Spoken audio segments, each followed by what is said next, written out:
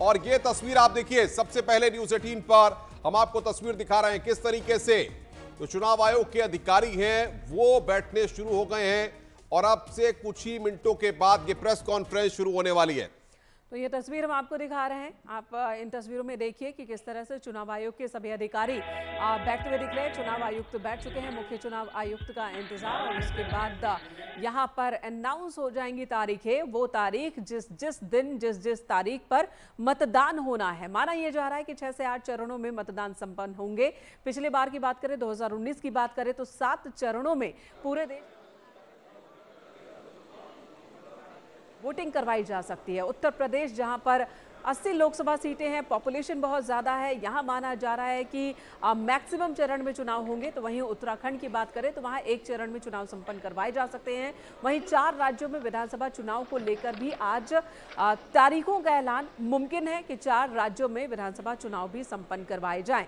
और यहाँ पर देखिए राजीव जी, उनकी कुर्सी अभी खाली है, उनका इंतजार चल रहा है। जैसे वो पहुंचेंगे और उसके बाद तारीखों के ऐलान शुरू हो जाएंगे। मेनका सबसे बड़ी बात यहां पर यह कि दर्शक लगातार, जो न्यूज 18 के दर्शक हैं वो भी काफी दिनों से इस बात का इंतजार कर रहे थे। और आज का दिन, क्योंकि जाहिर तौर पर जिस तरीके से कल ये जानकारी आई कि प्रेस कॉन्फ्रेंस होगी और उसमें आयोग तारीखों का ऐलान करेगा, अब सबकी निगाहें, क्योंकि घड़ी की सुइयां 3 बजाने वाली हैं और 3 बजते ही ये प्रेस कॉन्फ्रेंस शुरू हो जाएगी।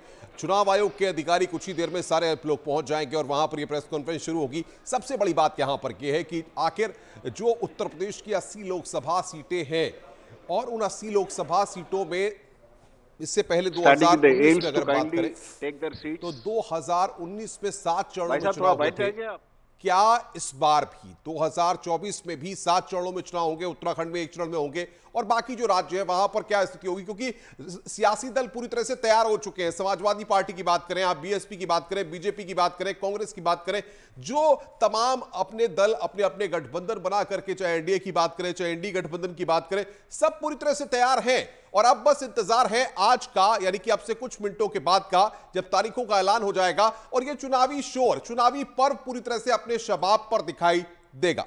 बिल्कुल, तो एक तरफ चुनाव आयोग की ओर से तैयारी हो चुकी है, कहां पर किस तरह से सुरक्षा इंतजाम करने हैं, कहां से फोर्स किस तरफ भेजना है, ये पूरी मूवमेंट चुनाव आयोग ने खाका अपना तैयार कर लिया होगा और आज अनाउंसमेंट तारीखों की हो जाएगी। तो दूसरी तरफ जो अहम बात अनुपम आपने कही कि सभी राजनीतिक दल जो इस वक्त जनता के बीच घूम रहे हैं, अपनी अपनी तरफ से अपने अपने दावे, अपने अपने वायदे रख रहे हैं।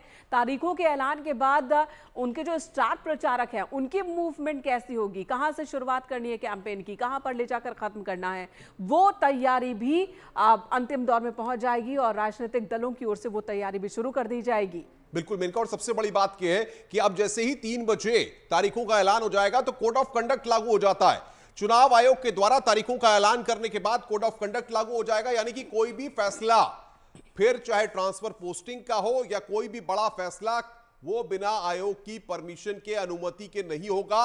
और आयोग ही अगर कोई तबादला या किसी भी तरह से कोई बड़ा फैसला लेना होगा तो वो आयोग के संज्ञान में लाकर के ही लिया जाएगा। ये कोड ऑफ कंडक्ट लागू हो जाता है और साथ ही साथ 3 बजे के बाद से उत्तर प्रदेश ही नहीं, अलग अलग राज्यों में प्रशासनिक एक्सरसाइज चालू हो जाएगी, जहां पर होर्डिंग्स लगे हैं, पोस्टर लगे हैं, प्रचार की सामग्रियां लगी हुई है, उन सबको तत्काल प्रभाव से हटाया जाएगा, क्योंकि वो सारी चीजें फिर आयोग के अंडर में आ जाती है। बिल्कुल, और आचार संहिता की बात करें, आम पब्लिक की भाषा में अगर बात की जाए तो अब कोई शिलान्यास और उद्घाटन भी नहीं होगा किसी भी, ना तो राज्य सरकार की ओर से ना ही केंद्र सरकार की ओर से।